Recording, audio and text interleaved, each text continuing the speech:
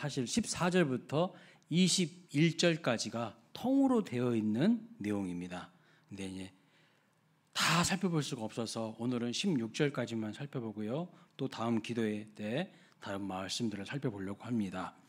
오늘 본문에 나와 있는 이 기도는요, 바울의 기도예요.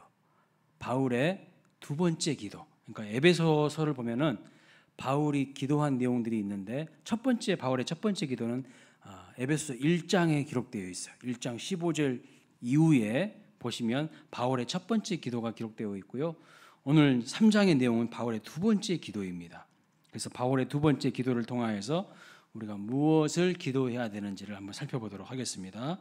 14절 15절 말씀을 보면 이렇게 말합니다. 이러므로 내가 하늘에 있는 각 족속에게 이름을 주신, 맞습니까? 하늘과 땅에 있는 각 족속에게 이름을 주신 아버지 앞에 무릎을 꿇고 비노니, 무릎을 꿇고 빈다, 기도한다는 뜻입니다. 이렇게 되어 있어요. 근데 여러분, 아버지 앞에, 하나님 아버지 앞에 무릎을 꿇고 기도를 하는데 이름으로 기도한대요. 이름으로 무릎을 꿇고 비노니 그랬어요. 이름으로. 그렇다면 이름으로 앞에는 무슨 이야기가 있을까요? 이름으로 앞에. 바로 이것 때문에 내가 간절히 하나님 앞에 기도할 수 있습니다 라는 거예요. 그럼 바로 앞에 무슨 내용이 나오냐? 12절 말씀 보겠습니다. 본문 12절 이렇게 말합니다. 우리가 그 안에서 그를 믿음으로 말미암아 담대함과 확신을 가지고 하나님께 나아감을 얻느니라. 우리가 그 안에서, 주 예수 안에서 그를 믿음으로 말미암아 담대함과 확신을 가지고 하나님 앞에 나아감을 얻습니다. 이러므로 우리는 하나님 앞에 간절히 기도할 수 있습니다. 이렇게 말씀하고 있는 거예요. 여러분, 우리 예수님을 믿는 자들의 특권이 뭔가요? 특권이 뭘까요? 예수 그리스도 안에서 하나님 앞에 담대함과 확신을 가지고 나아갈 수 있다는 거예요. 믿으십니까? 이것이 우리의 특권입니다. 그러므로 우리가 하나님께 무엇이든지 구할 수 있는 존재이기 때문에 사도 바울은 기도한다 이렇게 말씀하고 있어요. 그러니까 여러분, 기도는 의무가 아니에요. 어쩔 수 없이 해야 되는 의무가 아니라 특권이라는 것을 깨달으시기 바랍니다. 하나님께 구할 수 있다는 것은요, 놀라운 은혜이고 특권입니다. 자, 또 한 가지 주목해야 되는 것은 지금 사도 바울이 어디에서 이렇게 기도하고 있는 것일까요? 자, 한 가지 힌트를 드린다면 이 에베소서를 가리켜서 뭐라고 하냐면 옥중서신이라고 합니다. 옥중서신. 그러면 지금 사도 바울이 어디에서 기도하고 있는 거예요? 감옥에서. 그렇습니다. 감옥에서 기도하고 있는 거예요. 감옥에서 에베소 교회 성도들에게 편지도 하고, 감옥에서 비록 감옥에 있지만 또 에베소 교회 성도들을 위해서 기도한다는 것입니다. 여러분, 바울은 지금 감옥에 갇혀 있지만 기도해요. 감옥에 갇혀 있다는 것은 무슨 뜻인가요? 사방이 다 막혀 있고 우겨싸움을 당하고 있다는 거예요. 그래도 무엇은 뚫려 있다는 거예요? 하늘은 뚫려 있다는 거예요. 그래도 하나님은 내 기도 소리를 들으신다는 거예요. 믿으시기 바랍니다. 예, 사방이 다 막혀 있는 것 같아도 하늘이 뚫려 있는 사람이요, 바로 기도의 사람입니다. 오늘날 기도하지 않는 사람들의 문제가 무엇입니까? 사방이 다 자유롭게 뚫려 있는 것 같은데 정작 하늘이 막혀 있는 사람들이에요. 하늘 문이 막혀 있는 사람들이요, 너무 많아요. 너무 많아. 여러분, 어떤 사람이 답답할까요? 누가 더 답답한 인생일까요? 사방이 열려 있어도 하늘이 막혀 있는 인생이 답답한 인생이에요. 깝깝한 인생인 거예요. 여러분 인생을 점검해 보세요. 나는 하늘 문이 뚫려 있는가? 나는 하나님과 깊이 연결되어 있는가? 우리 모두 주님의 보좌로 올라가는 그 기도의 길이 뚫려 있으시기를 주님의 이름으로 축복합니다. 바로 이런 사람들이 복받은 사람이라는 거예요. 여러분, 기도를 해보면 알아요. 내 기도가 하늘에 상달되어서 잘 올라가고 있는지, 아니면 기도를 하면 할수록 그냥 딴 생각만 나고 한 말 또 하고 한 말 또 하고 좀 있으면 지루하고 졸립고 기도의 길이 안 뚫린 사람이 이런 사람들은 기도가 다 막혀 있어요. 그래서 기도를요 10분도 제대로 못해요. 10분도. 여러분 기도의 길이 다 뚫려 있으시기를 주님의 이름으로 축복합니다. 그래서 통성기도와 묵상기도가 다 중요하지만 통성기도를 하면서요 기도의 길을 좀 뚫어야 돼요. 뚫어. 목사님 저는 기도를 5분도 못해요. 생각도 안 나요. 뭔 기도를 해야 되는지. 예. 그러면 여러분 그냥 계속 주여라고 부르세요. 계속 하나님 생각하면서 주여라고 부르라고요. 아무 생각 안 나면. 근데 마음속에 뭔가 있잖아. 여러분들이 소망하는 것이 있잖아. 그 마음을 담고 그냥 주여라고만 계속 불러도 돼. 그러니까 하나님 뭘 기도하신지 다 알아요. 그러다 보면 기도의 길이 뚫리기 시작해요. 여러분 고속도로 뚫을 때 어떻게 한 줄 아세요? 다이나마이트로 한번 뻥 하고 뚫어버려요. 고속도로 그 산에 길 뚫을 때 다이나마이트로 그냥 그 산에 다이나마이트로 길을 빵 뚫어버린다고요. 그게 바로 필요한 거예요. 통성기도를 통해서 합심기도를 통해서 하나님과 기도의 길이 난 사람이요 묵상기도도 잘하는 거예요. 묵상기도. 근데 길이 안 나 있는데 조용 혼자만 그냥 기도하다가 잠자버려 그냥. 주여 피곤해가지고 기도 5분도 못하고 그러면 안 된다는 거예요. 하나님과 길이 나지 않았는데 묵상 기도하면 다 졸고 앉아있어요. 여러분 하나님께 부르짖어 기도하시기를 축복합니다. 사도 바울은요 하늘로 난 길이 탁 뚫려있는 사람이에요. 세상 사람들이 바울이 복음 전하지 못하도록 그냥 감옥에 쳐넣는데도 필요 없어요. 끄떡 없어. 그냥 하늘이 뚫려 있으니까 계속 하나님 앞에 기도하는 거예요. 일반 사람 같으면 어떻게 할까요? 원망하고 불평하고 내 신세 한탄하고 내가 왜 이렇게 됐을까? 왜 이 감옥에 쳐넣어져 있을까? 막 그랬을 거예요. 근데 사도 바울은요 그러지 않아요. 그 감옥에 있어도 사방에 우겨쌈을 당하고 있어도 그는 하나님께 깊이 기도로 나아가는 사람임을 볼 수가 있어요. 사도 바울이 감옥에서 기도했다는 것도 놀라운 일인데 그의 기도의 내용은요 더 놀랍습니다. 자, 여러분 사람들이 감옥에 있으면 뭘 기도할까요?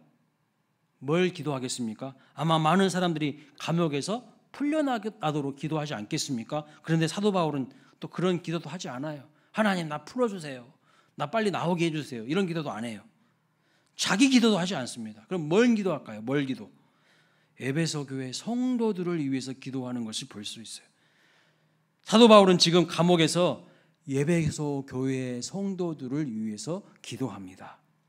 우리도 나를 위해서 기도하는 것 정말 중요한 거죠. 필요한 것이죠. 그래서 여러분 자신을 위해서도 깊이 기도하십시오. 여러분의 필요를 놓고 간절히 구하십시오. 필요한 것입니다. 중요한 것입니다. 그러나 거기에서 멈추면 안 돼요. 성도들을 위해서 서로 기도하시기를 바랍니다. 기도의 지경이 넓혀지는 은혜가 있으시기를 주님의 이름으로 축복합니다. 자, 그럼 사도 바울은요 에베소 교회 성도들을 위하여서 기도하는데 구체적으로 무엇을 위해서 기도했을까요? 무엇을? 자, 에베소 교회 성도들의 환경이나 상황이나 형편이 바뀌거나 변화되는 것을 놓고 기도하기보다는 그들이 어떠한 형편과 처지와 상황에 있든지 그들의 속사람이 탄탄하도록 그의 속사람이 강건해 달라고 기도합니다. 요즘 사람들은요 겉사람에 너무 치중하고 있어요. 겉사람에 외모를 가꾸려고 그렇게 많은 노력을 합니다. 외모를 가꾸려고. 어떤 제가 유머 책을 보니까 연령별 화장을 설명해 놨어요. 연령별 화장. 10대를 뭐라고 하는지 아세요? 10대가 화장을 하면 뭐라고 하냐면요 꽃단장한다 그렇게 이야기합니다. 그럼 20대가 화장하면 뭐라 하죠? 치장한다. 예쁘게 치장한다. 30대는 뭐라고 하냐면 서서 이상해지기 시작해요. 분장합니다. 분장한다 그래요. 40대 변장하고요. 50대는 가장하고 60대는 위장한대요. 한번 저를 한번 봐보세요. 위장하고 오셨는지. 네. 웃자고 하는 말이겠지만 전혀 설득력 없는 이야기도 아닙니다. 아무튼 사람들은 그저 겉사람을 위해서, 외모를 위해서, 건강을 위해서 다이어트도 하고 성형수술도 하고, 그냥 남자들은요 몸에 좋다는 것을 그냥 다 그냥 갖다 먹어요. 별것을 다 먹어 애찌웁니다. 그런데 속사람은 다 비실비실해요. 속사람은 다 비실비실해. 속사람이 병든 사람이 얼마나 많은지 모릅니다. 그냥 작은 고난에도 퍽퍽퍽퍽 쓰러져 버리는 사람들이 너무 많고요. 비실비실대는 사람들이 허다해요. 우리 자신은 안 그런지 한번 잘 살펴보세요. 강남에 가면 성형외과가 그렇게 잘 된다고 하잖아요. 무슨 말이에요? 다 외모 뜯어 고치는 거예요. 불만이니까. 아름다워지고 싶어. 뭐 거기까지 뭐라고 할 필요는 없겠어요. 예. 뭐 아름다워지고 싶다고 하는데 그래요. 좋아요. 그런데 내 내면의 아름다움을 위해서는 뭘 하냐는 거예요. 내 내면의 아름다움을 위해서는요, 아무 투자도 안 해요. 아무것도 안 해. 성경도 안 보고 기도도 안 오고 경건서적 좀 읽으라 해도 귀뚱으로도 안 들어요. 그냥 자기의 내면의 풍성함을 위해서는요, 아무런 투자도 않고 게으르고 아니라고 내 스스로를요 그냥 내버려 두고 있어. 방치하고 있어요. 그러면서 또 한편으로 뭐 하죠? 복 달라고는 또 이렇게 또 하는지 몰라요. 자기 내면은 방치하면서 무슨 복이 올까요? 그런데 여러분, 그 성형외과 못지않게 강남에서 잘 되는 곳이 있어요. 뭔지 아세요? 정신과가 그렇게 잘 되는데, 상담실이요 전부 다 강남에 모여 있는 거 아세요?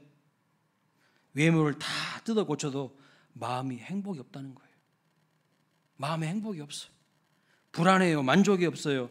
속이 아프신 분들이 너무 많다는 거예요.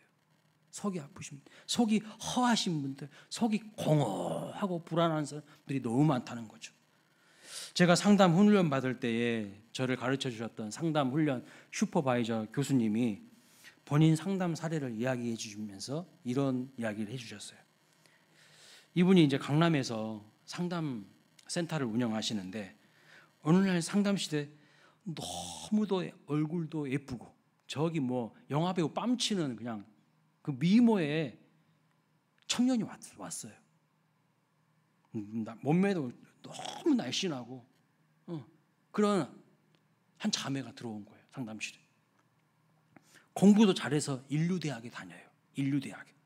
그런데 그렇게 훌륭한 외모의 미인이고 학벌도 좋은데 입에서 나오는 소리가 뭔지 아세요?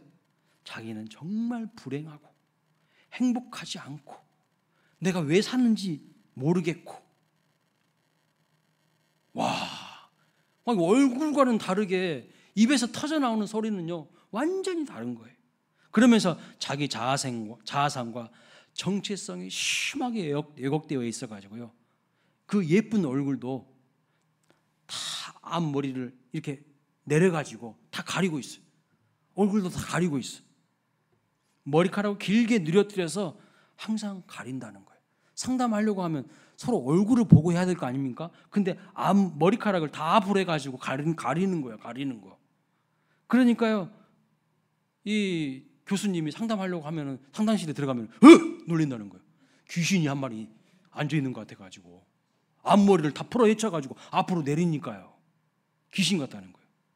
그래서 사실 얼굴이 예쁘다는 것도 한참 상담을 진행하다가 점점 마음이 회복되고 이제 속사람이 강건해지기 시작하면서 자기 머리카락을요 이제 앞으로 넘기지 않았다는 거예요. 얼굴을 보여주기 시작했다는 거예요. 그러면서 알았대요. 이렇게 그 머리카락 속에 예쁜 외모가, 얼굴이 숨겨져 있다는 것을 그제서야 알았다는 이야기를 제가 들은 적이 있습니다. 여러분, 오늘날도 정도의 차이가 있지만, 차이가 있을 뿐 많은 사람들이요 속사람이 강건하지 않아요. 속이 아파요. 우리의 속이. 내면, 마음, 정신, 영혼이 불안하고 피폐해져 있는 사람들이 너무 많아요. 너무 많아. 그래서 우리는 이런 사람들의 속사람이 다시 회복되기를 위해서, 다시 아름다운 하나님의 형상으로 회복되기를 위해서, 새로워지기 위해서 기도해야 된다는 것입니다. 우리 예수님은요 정반대였어요. 예수님도 40일 동안 광야에서 금식하셨죠. 예수님이요 몹시 배가 고프셨어요. 그래서 영어 성경을 보니까 He was hungry 이렇게 돼 있어요. hungry. 그런데 여러분, 생략된 단어가 있는데, 원문에 보면 생략된 단어가 있는데 무슨 단어가 생략되었냐면 피지컬리라는 단어가 생략되었어요. 피지컬리. 무슨 뜻이냐면 예수님은 육체적으로 배고프고 줄이셨다는 거예요. 하지만 예수님의 속사람은요 전혀 줄이지 않으셨어요. 오히려 예수님의 속사람은요 강건했어요. 40일간 금식하며 기도하심으로 영적으로 아주 더 강건해지셨어요. 더 강해지셨어요. 그래서 마귀의 유혹을 능히 이기실 수가 있었어요. 40일 금식 기도한 다음에 무슨 일이 있었죠? 마귀가 예수님한테 와가지고요 시험하지 않습니까? 이 돌덩이가 떡덩이 되게 해보라고 시험하잖아요. 배고픈 사람한테 와가지고 그 시험할 때 얼마나 여러분 그게 큰 유혹입니까? 그런데 예수님 속사람이 강건하시니까요 그냥 말씀으로 마귀를 제압해 버리시는 거예요. 3차례에 걸쳐서 마귀가 유혹하지 않았습니까? 그런데도 예수님은 멋지게 승리하셨어요. 그렇다면 우리는 어떻습니까? 우리의 상태를 표현하면 어떻게 말할 수가 있을까요? 여러분 오늘 저녁에 식사하고 오셨습니까? 식사하셨어요? 배부르게 드셨죠? 그런데 영적인 상태는 어떠세요? 혹시 비실비실하지는 않습니까? 상황과 환경을 바라보면서 거기에 그냥 푹 빠져가지고 침체되어 있지는 않습니까? 우울증에 빠져 있지는 않습니까? 우리가 늘 말씀과 기도로 영적으로 무장되어서 마귀와의 어떤 전쟁에서도 능히 이길 수 있는 강건한 믿음의 사람 되시기를 주님의 이름으로 축원합니다. 그렇다면 어떻게 해야 우리의 속사람이 강건해질 수 있을까요?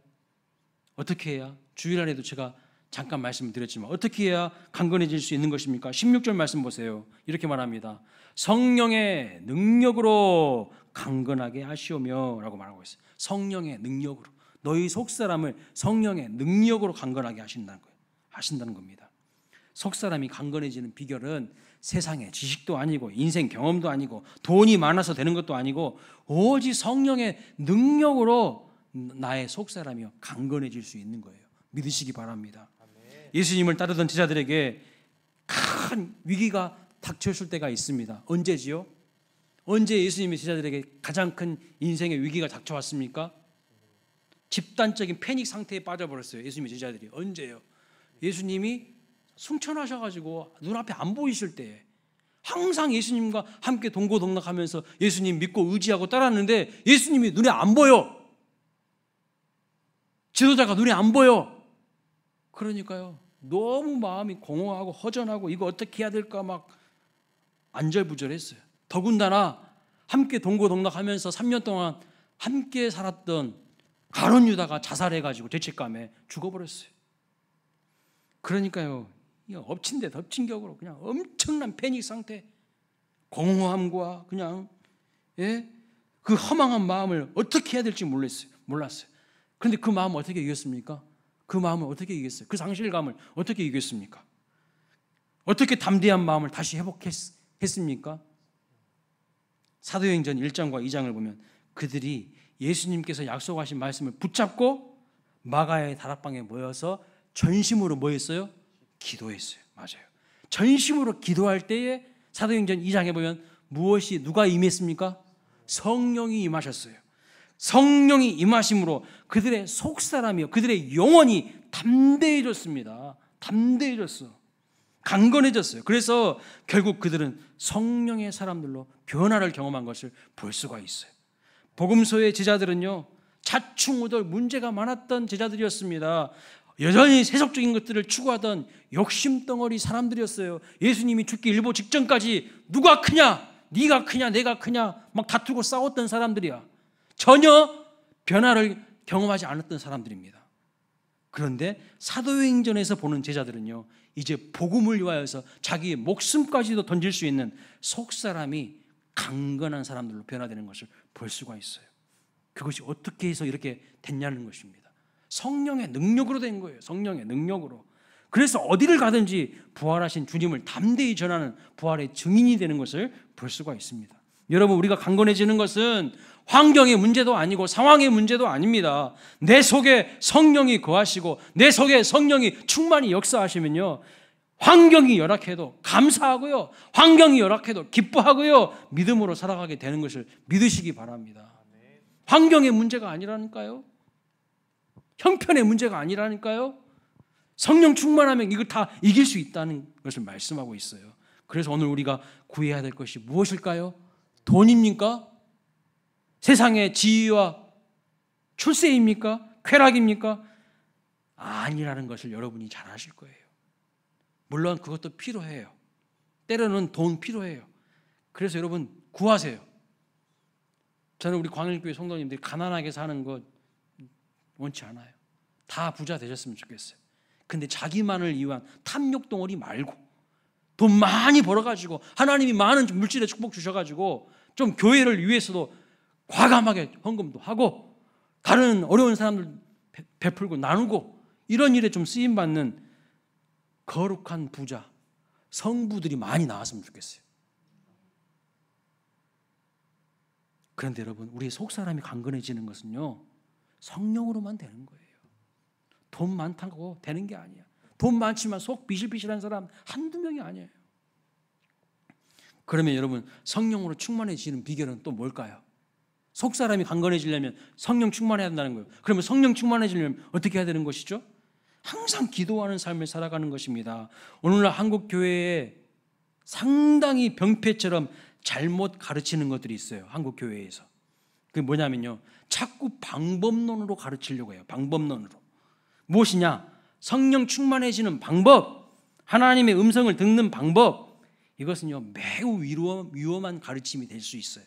왜냐하면 내가 그렇게 경건하게 살지도 않으면서 마치 그런 스킬을 가지면, 그런 방법을 알면 성령 충만해질 수 있는 것처럼, 하나님의 음성을 들을 수 있는 것처럼 오해할 수 있기 때문입니다. 방법을 가르치는 것이 아니라 그러한 삶을 살도록 가르쳐야 하는 것입니다.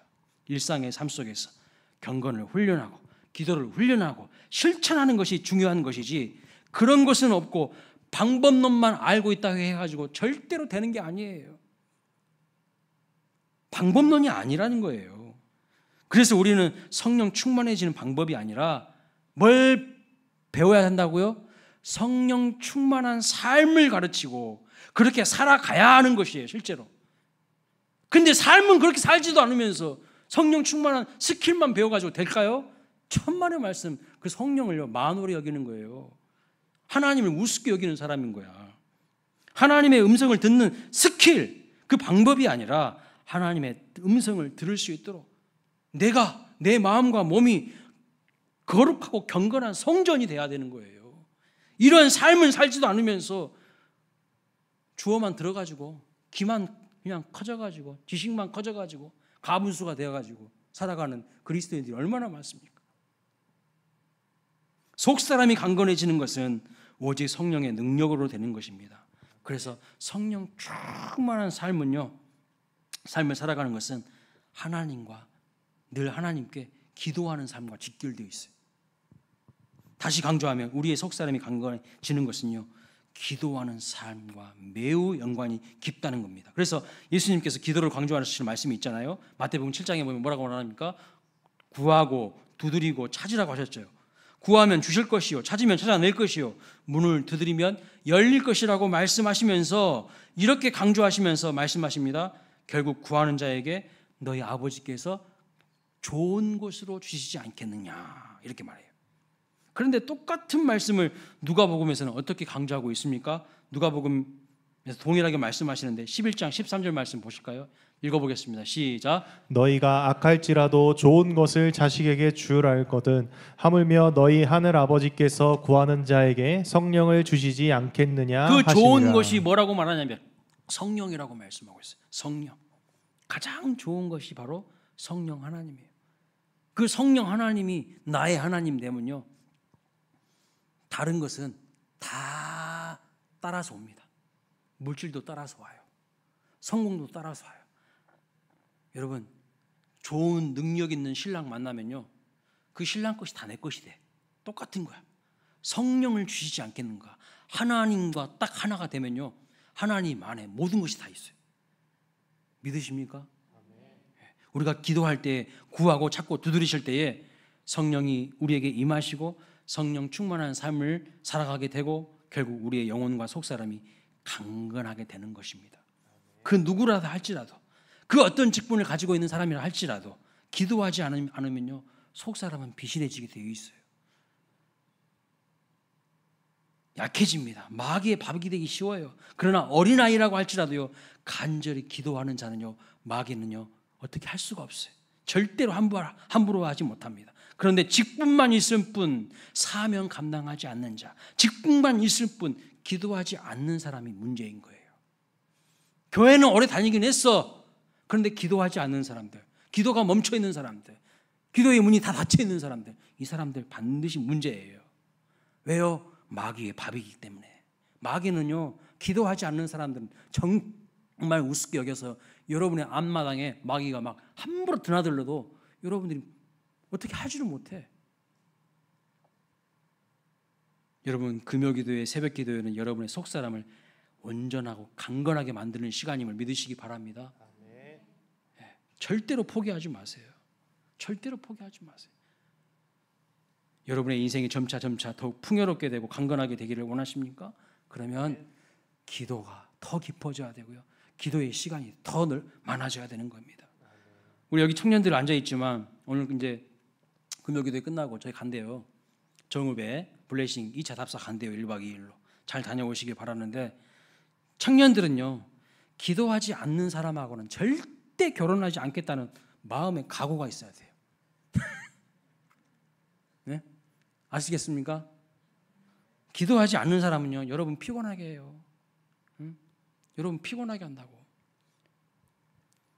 근데 가방끈이 좀 짧은 사람 괜찮아요. 돈 없는 사람, 돈 좀 없는 사람 괜찮아요. 근데 기도하지 않는 사람은 평생 여러분을 귀찮게 하고 힘들게 해요. 네? 그걸 아셔야 돼요. 지금 무엇인가 부족할지라도 기도하는 일에 항상 힘쓰는 사람은요, 하나님이 반드시 높여주시고 그 인생의 역전과 반전이 일어날 수 있다는 것을 믿으시기 바랍니다. 기도함을 통해서 하나님의 은혜와 능력을 끌어와야 되는 거예요. 내 힘으로 인생 살아가는 게 아니라니까요. 근데 오늘날도 자기 힘으로 인생 살아가는 줄 알아요. 내가 열심히 하면 뭐 된 줄 알아요. 천만의 말씀 열심히 해보세요. 더 인생이 허망하다는 것만 더 깊이 깨달아요. 아무것도 손에 잡혀진 거 없어요. 그런데 하나님을 의지하고 믿음으로 살아가고 기도하면요, 하나님이 나를 높이셔요. 성령의 바람으로 확 나를 높이셔가지고요, 독수리가 날개짓 그냥 한두 번만 했는데도 그냥 300km까지 간다잖아요. 이런 은혜를 경험해야지. 비상하는 은혜. 맨날 내가 그냥 타닥타닥 해가지고 그냥 해봤자 날지도 못해. 독수리가 돼야지 닭이 돼 있어. 닭이. 하나님의 사람들은 다 독수리로 하나님이 비상하는 인생으로 그렇게 계획하고 설계하셨는데 맨날 땅만 쳐다보고 있어요. 되겠습니까? 안 되는 거예요. 여러분의 인생에 반전과 역전이 있으시기를 주님의 이름으로 축복합니다. 속사람이 강건해지면 어떠한 세상의 어려움도 돌파할 수 있는 하나님의 능력을 주십니다. 성령의 능력으로 항상 속사람이 강건한 인생 되시기를 주님의 이름으로 축원합니다. 그래서 무엇을 위해서 기도해야 돼요? 여러분의 육체의 건강을 위해서도 기도하십시오. 그러나 더 중요한 것은 뭐냐면 내 속이 강해져야 돼요. 내 속사람이 강해져야 돼요. 누가 무슨 말 한마디 하면 그냥 속이 팍 상해가지고 좌절하고 절망하고 낙심해가지고 에이구 포기해버리는 그런 사람 되지 마시고요. 그래, 개야 짖어라. 개야 짖어라. 나는 비상한다. 난 하나님 붙들고 일어난다. 이런 마음이 있어야 되는 거예요. 같이 기도하고 찬양하길 원합니다. 우리 주님